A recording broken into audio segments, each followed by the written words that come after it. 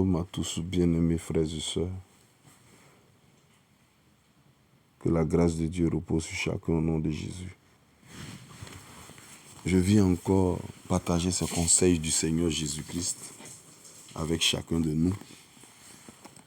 Conseil utile pour nous aider à garder une bonne relation avec le Seigneur et avec notre prochain également.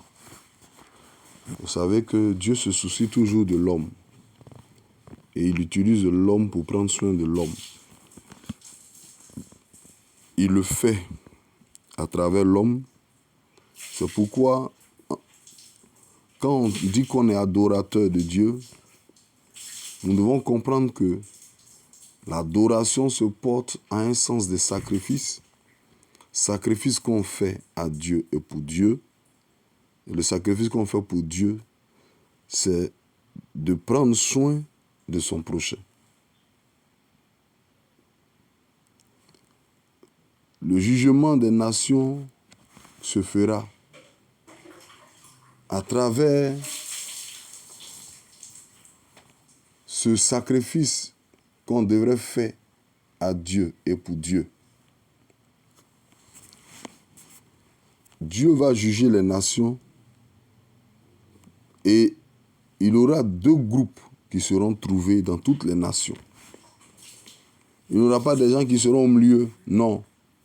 Il y aura deux groupes de gens. Un groupe qui auront fait le sacrifice à Dieu et pour Dieu. Et il y aura un groupe qui aura évidemment refusé de faire le sacrifice pour Dieu. Et ou à Dieu.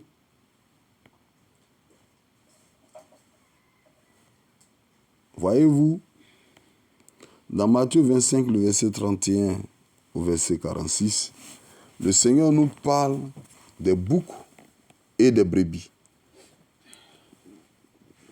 Il dit quand le temps sera venu, il sera assis sur son trône et les anges seront avec lui. Et les nations vont se rassembler au devant de lui. Il séparera les uns d'avec les autres. Les uns sont les brebis, les autres sont les boucs. Parce qu'il dit c'est de la même manière le berger fait. Il ne mélange pas les boucs et les brebis ensemble. Il y a le troupeau des brebis, il y a le troupeau des boucs. Et c'est ce qu'il fera. Et les brebis seront à sa droite, les boucs seront à sa gauche. Et ces brebis qui seront à sa droite, vous savez qu'il a toujours assimilé l'enfant de Dieu à une brebis. Celui qui marche dans sa volonté est une brebis. Celui qui fait ce qu'il lui demande est une brebis. Une brebis est docile. Une brebis écoute. Une brebis ne peut pas se lamenter. Une brebis ne peut pas aller dans le sens contraire de la voie que le berger lui montre. Mais le bouc, contrairement, il est capable de faire tout le contraire de ce que le berger lui dit. Le bouc en est capable. C'est pourquoi il est important de savoir maintenant là où tu es, si tu es bouc ou si tu es brebis. Si tu es bouc ou si tu es brebis. Alors si tu es brebis, il dit qu'il te dira au moment opportun, viens, toi qui es béni de son Père. Prends possession du royaume qui t'a été préparé dès la fondation du monde. Il est allé nous préparer une place, c'est ce qu'il est dit dans Jean 14, à partir du verset 1. Et ne vous inquiétez de rien, croyez en Dieu, croyez en moi. Il y a beaucoup de demeures dans la main de mon Père. S'il n'y en avait pas, je vous l'aurais dit. Je vais vous préparer une place. Donc, cette préparation qu'il allait faire, au moment opportun, il te dira, toi qui es brebis, toi qui es brebis, t'appelleras béni de son Père. béni de son Père. Et il te dira de prendre possession du royaume. De prendre possession du royaume. Royaume de son Père. Pourquoi? Il dit que parce que pendant que tu étais avec lui sur la terre, tu étais sur la terre, tu ne le voyais pas, mais il y a eu des actions que tu as posées, des sacrifices pour lui que tu as fait. Non seulement tu faisais des sacrifices à lui, mais des sacrifices pour lui. Actuellement, c'est fort de comprendre que les sacrifices pour lui coûtent aussi cher, compte à ses yeux, les sacrifices pour lui. Il dit, il a eu faim et tu lui as donné à manger. Bon, la faim, il peut s'agir d'une faim physique, comme d'une faim spirituelle. La faim physique, c'est la nourriture physique qu'on donne à une personne lambda. Mais je me dis aussi qu'il peut avoir une faim spirituelle. Ça veut dire que l'âme de quelqu'un peut avoir faim et tu partes l'exhorter, l'encadrer, tu partes l'aider spirituellement. Ah, le Seigneur aussi attend cela, qu'on fasse cela à notre prochain. Là où lui devrait partir pour exhorter, avant quand il était sur la terre, il le faisait. Il allait s'asseoir dans la maison de Zachée. Zachée avait une faim spirituelle. Il le faisait. Il parlait s'asseoir dans la main de Lazare. Ses soeurs et autres avaient bien une faim spirituelle. Il le faisait. Quand il allait chez Simon-Pierre, il a trouvé sa belle-mère. Vous voyez? Aujourd'hui, il a utilisé les apôtres pour le faire. C'est pourquoi les Pierre et Jean, ils allaient dans les églises des maisons. La Bible passait du temps avec des âmes dans les maisons. Combien de gens aujourd'hui partent chez les frères, passer du temps eux dans les maisons pour les exhorter, les encourager. Il dit, car lui, il a eu faim. Et la brebis lui a donné à manger. Il a dit, toi qui es brebis et non bouc, tu lui as donné à manger. Il a eu soif et tu lui as donné à boire. La soif aussi, je le dis, c'est une soif physique de l'eau. Ces gens même ne donnent pas l'eau à boire aux gens. Quand des gens passent, des étrangers passent pour dire, ah, est-ce que je peux avoir de l'eau? Il dit, ah, allez boire l'eau ailleurs, c'est ici là vous allez venir boire l'eau. C'est la méchanceté. Il faut donner l'eau aux gens, ça ne coûte rien. Aujourd'hui même aujourd'hui, il y a des gens qui le font, ils mettent de l'eau dans la rue. Parce qu'aujourd'hui, peut-être qu'ils ont appris qu'il y a une bénédiction dedans. Ils mettent de l'eau dans la rue, ils payent l'eau. Martin Bonnet vient ouvrir son magasin, il met l'eau devant. Tous les passants prennent l'eau et puis ils boivent. Ils prennent l'eau, ils boivent. Mais c'est une bénédiction pour lui. Je ne te dis pas d'aller faire la même chose. Parce que souvent aussi, ils font ça là même. Ce sont des sacrifices qu'ils sont en train de faire peut-être pour prendre des étoiles des gens. Peut-être. Mais je veux te dire au fond, le fait même de donner à boire déjà à quelqu'un, c'est beaucoup, c'est une bénédiction. Il y a cette soif. Mais aussi, il y a la soif spirituelle. On peut avoir soif de Dieu. Quelqu'un a soif de Dieu. Tu l'aides à rencontrer le Seigneur. Il a soif de la délivrance. Tu l'aides. Il a soif de la guérison. Il a soif du miracle de Dieu. Il a soif du travail. Tu l'aides à avoir le travail. Dans tes activités que tu fais, tu lui ouvres une petite branche. Tu as cette possibilité de donner du travail. Il faut le faire. C'est une soif que la personne a. Il est assoiffé d'argent que tu peux lui donner. Il ne faut pas lui refuser cela. Il faut lui tendre la main. Il est assoiffé de ton pardon. Il est assoiffé de ton pardon. Il faut lui accorder ton pardon. Il ne faut pas l'enfermer dans ton cœur pour garder des choses contre lui, pour garder des rancunes contre lui. Une brebis ne fait pas ça. Ne fais pas ça. Une brebis étanche la soif des autres. Il dit, ceux qui l'appellent brebis étanchent la soif. J'ai eu soif. Vous m'avez donné à boire. J'ai été étranger et vous m'avez recueilli étranger. Vous savez que dans la loi même des Juifs, ils ont été étrangers en Égypte. Et Dieu les enseigne cela. De la même manière, ils ont été étrangers là-bas. Ils ne doivent pas refuser de faire du bien aux étrangers. Ils ne doivent pas refuser de faire du bien aux étrangers. Parce qu'eux, ils ont été une fois... Il dit qu'ils se souviennent qu'ils ont été une fois étrangers. Étrangers. Et vous m'avez recueilli. Oui, ça peut être aujourd'hui n'importe quel étranger. N'importe quel étranger. Si on a les moyens de le recevoir, il faut qu'on le fasse. Aujourd'hui, ça fait que le monde est devenu mauvais. Aujourd'hui, on a peur de recevoir les étrangers sur nous. Aujourd'hui, on a peur de recevoir quelqu'un qu'on ne connaît pas. La peur est là, c'est vrai. Mais il faut aussi interroger Dieu si Dieu veut que cette personne-là, tu l'accueilles, il faut l'accueillir. Oui. Aujourd'hui, même, je peux parler des étrangers. Étrangers dans ton mariage. Ça peut être ta belle famille. Il y a des hommes ou des femmes qui n'aiment pas recevoir leur belle famille. Quand leurs beaux-parents doivent venir chez eux, ils n'aiment pas ça. Ils ont marié la fille là, ils ont marié l'homme là, c'est fini pour eux. C'est fini. Ils ne veulent pas accepter que leur belle famille vienne chez eux. Ils sont là, ils ne sont pas contents. C'est eux, leur propre famille seulement qui doivent venir là. Ils ne peuvent pas accepter les étrangers chez eux.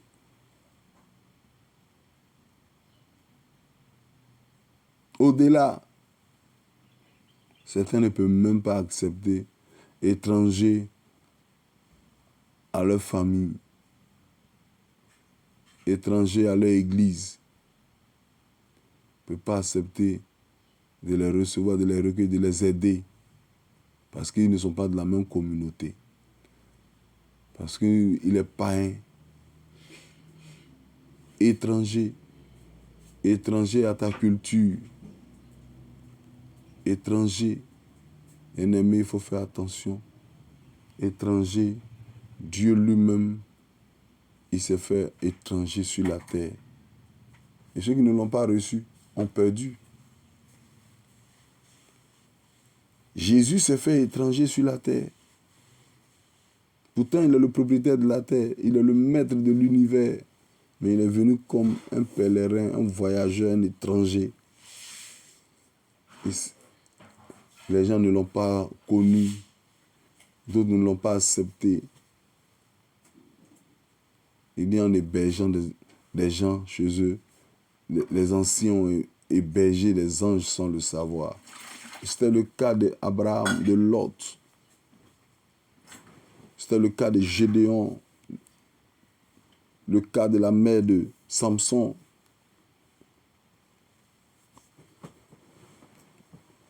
Il y a des mauvais étrangers, des mauvais anges, il y a des bons. Bon. Si Dieu te donne le discernement de le savoir, alors tu as la grâce de mieux faire le tri. Mais si tu ne le sais pas, il faut savoir le faire. Même si tu as peur de recevoir chez toi, il faut trouver des stratégies. Mais mets la personne à l'aise. Trouve des stratégies. Fournis-le ce que tu peux lui donner pour continuer son chemin. Ou loge-le à l'hôtel. Loge-le à l'hôtel. Paye ce que tu dois payer pour qu'il soit bien logé à l'hôtel. Pour toi qui as peur, parce que peut-être tu dis que les gens sont aujourd'hui, le monde est devenu tellement mauvais. Et c'est tout ça Dieu a dit pour nous avertir. Le monde sera tellement mauvais que les gens deviendront égoïstes, fanfarons, amis de l'argent, ennemis des gens de bien, tout ça. Il nous avertit. Donc, tu peux le loger. Tu peux le mettre chez toi. S'il il t'a pas fait du mal, c'est la grâce de Dieu. Il t'a fait du mal, c'est la grâce de Dieu aussi. Parce que Dieu seul sait. Même tu peux le loger ailleurs et puis le mal peut t'arriver. Dieu sait pourquoi. Interroge Dieu pour mieux recevoir l'étranger. Interroge le Seigneur. Fais pour lui ce que tu as à faire. Étranger. Étranger à notre ministère. Il y a des gens qui disent non, moi je suis évangéliste, donc moi je ne fais rien, les chantres. Moi je suis serviteur, moi je ne fais rien, les démonologues. Étrangers. Il faut savoir les recevoir. Il faut savoir les accueillir. Il faut savoir parler aussi des ministères des autres. Ne pense pas que tu as le meilleur ministère sur la terre. Ne le pense même pas. étranger. J'étais nu, et vous m'avez vêtu. Il dit que lui, il était nu. En le faisant pour quelqu'un, couvrant la nudité de quelqu'un. Je voudrais vous dire qu'il y a aussi deux sortes de nudité. Il y a la nudité charnelle, physique que nous voyons. Il y a la nudité aussi spirituelle. La nudité spirituelle, c'est les défauts de quelqu'un. Les défauts de quelqu'un. Regardez, lorsque Cam a allé parler des défauts de son père a dit quoi? Ses entrailles sont maudites. Il a maudit l'enfant qui va sortir de ses entrailles, Canaan. Canaan sera esclave des frères, esclave, oui, des enfants de ses frères. Si c'est mal dit, pardonnez-moi. Mais Canaan, lui, devient esclave de qui? Des enfants des autres. De Japheth et de Sem. Les enfants de Japheth et de Sem. Je crois que c'est comme ça qu'il a prononcé cette parole. C'est pourquoi on dit que ce n'est pas Cam qui l'a maudit directement, mais c'est celui qui sort de la descendance. Canaan. Parce que Cam est allé parler de la nudité de son père. Il est allé dévoiler la nudité de son père. Il a vu son père nu et il n'a pas parlé. Beaucoup parlent de la nudité de leurs parents. Beaucoup ne considèrent plus leurs parents. C'est le manque d'honneur qu'ils apportent à leurs parents. Leurs parents spirituels. Leurs parents même biologiques. Ils ne les considèrent pas. Parce qu'aujourd'hui, ils ont des qualités en eux. Ils ont des valeurs en eux. Ils ne considèrent plus. Beaucoup parlent de la nudité de leur conjoint, de leur conjointe. Des gens s'asseyent avec d'autres pour parler des défauts de leur épouse, pour parler des défauts de leur mari. La nudité est exposée. Celui à qui tu parles, comment regardera ce dernier de qui tu parles? Et c'est ce qu'on fait aujourd'hui. Souvent même, des gens finissent des réunions. Et quand ils sortent des réunions, ils se mettent en train de salir l'image de l'autre. Et les mêmes là, ils quittent chez l'autre, l'un, il va chez l'autre encore pour parler. Et c'est eux qui mettent les gens en palabre, en désaccord. L'image. J'étais nu et vous m'avez vêtu. Depuis quand Jésus a été nu? Si ce n'est pas quand il était bébé. Bébé. Jusqu'à Marie l'a habillé. C'est Marie seule qui l'a couvert d'habits. Marie et Joseph. Sinon, nous n'étions pas là-bas. Mais il dit, mais ici, il s'adresse à nous tous. Il s'adresse à nous. Il parle des brebis. J'étais malade et vous m'avez visité. Voyez-vous, combien de fois on visite aujourd'hui les malades? Combien de fois on se souvient d'un frère qui était malade dans l'église, qui ne vient pas au culte, ça fait longtemps. Oh, plus la maladie dure, plus la maladie qu'il a dure, le nombre de visiteurs diminue. Plus il a du mal à être guéri, le nombre de visiteurs diminue. Au lieu que le nombre de visiteurs augmente, au lieu que le nombre de prières augmente, le nombre de visiteurs, le nombre de prières, le nombre de dons diminue. Et il commence à se sentir seul. Et il souffre encore davantage et il a du mal à être guéri même encore. Parce que les visites ont diminué. Souvent, ce sont les visites là qui apportent espoir. Espoir. Espoir.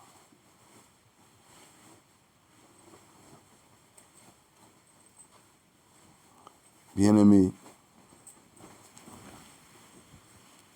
j'étais en prison, comme il l'a dit, et vous êtes venus vers moi. Vers moi. Prisonnier physique, prisonnier spirituel, prisonnier. Aujourd'hui, on peut être chrétien et être prisonnier des démons.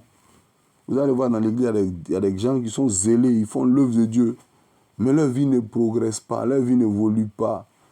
Leurs affaires ont des problèmes. Dans leur foyer, il y a des problèmes d'enfantement, des problèmes de ceci. Ils sont souvent dans les chaînes. Pas parce qu'il est chrétien que les chaînes ne sont pas là. Il est chrétien, son âme est sauvée. Mais sur la terre, son corps a des problèmes parce que les démons l'ont lié quelque part. Il n'a que besoin des gens qui peuvent, d'autres qui ont des dons et des talents pour le délivrer, pour qu'il sorte de là. Pour que ses affaires marchent, pour que sa vie marche, pour que son mariage marche. Il n'a pas besoin qu'on le calomnie, il n'a pas besoin qu'on le critique, qu'on parle de lui en mal. Brebis. Les brebis ne font pas du mal, les brebis font le bien. Ils prient, ils apportent la délivrance, la solution aux problèmes des autres. Et il dit, ce jour-là, les brebis vont dire, les brebis qu'on appelle les justes vont répondre, Seigneur, mais à quel moment nous on t'a vu nu? À quel moment on t'a vu dans telle situation? À quel moment on t'a vu comme ça? Il dit, mais lorsque vous avez fait ça à l'un de ses plus petits, c'était à moi. C'est-à-dire que lorsque vous avez fait ça à quelqu'un de l'église, quelqu'un de dehors, c'était à moi. Au bouc, il dit le contraire. Ils n'ont pas fait ça, ils n'ont pas fait ça, ils n'ont pas fait ceci. Et eux aussi vont dire, mais aïe, à quel moment? Il dit, non, quand vous n'avez pas fait ça, c'était à moi que vous n'avez pas fait cela. Le prochain, le sacrifice pour Dieu, c'est de prendre soin de son prochain. C'est de prendre soin de son prochain. C'est d'aider son prochain à devenir meilleur. Tu es indifférent avec ton prochain, approche-toi, il faut l'aider. Pour ne pas qu'il ait des différends avec tout le monde. Parce que peut-être s'il l'a fait avec toi, il peut le faire avec quelqu'un d'autre. Approche-toi de lui. La Bible même nous le dit clairement. Quand tu trouves ton frère dans un péché, il faut le reprendre en secret. S'il t'écoute, tu as gagné. S'il ne t'écoute pas, tu vas, tu prends maintenant un autre témoin, tu viens avec lui. S'il ne vous écoute pas, maintenant vous le livrez en public. Souvent, on ne s'approche même pas de la personne pour le voir en secret. On vient, on le livre au milieu de tout le monde et puis maintenant son cœur a mal et ça devient un problème. Et les problèmes ne finissent pas au milieu de nous et les brebis deviennent des boucs au lieu de rester brebis jusqu'à la fin de leur temps sur la terre. Alors quand vous allez chez les animaux, une brebis ne devient jamais un bouc. Mais pourquoi nous, aujourd'hui chrétiens, on change de nature après, on devient autre chose. Et toi-même à l'église, on n'est plus brebis, on n'est plus docile, on n'est plus soumis. On devient orgueilleux, fanfaron, on devient autre chose dans l'église. C'est nous-mêmes qui empêchons le travail de Dieu d'avancer, de progresser. On empêche des païens de se convertir. Mais quand ils regardent notre attitude, ils regardent nos vies, ils regardent nos manières de poser des actes, ils regardent nos manières de parler, ils sont découragés. Non, si les chrétiens même peuvent faire ça, vous voyez, revoyons-nous, s'il vous plaît. Revoyons-nous. Perfectionnons notre relation avec le Seigneur et avec autrui. Perfectionnons-nous, perfectionnons-nous. Dieu nous veut purs, Dieu nous veut saints, Dieu nous veut agréables. Perfectionnons-nous. Que la grâce de Dieu soit sur chacun de nous au nom de Jésus. C'était le chat d'Israël et le secrétaire de l'Éternel. Je vous embrasse.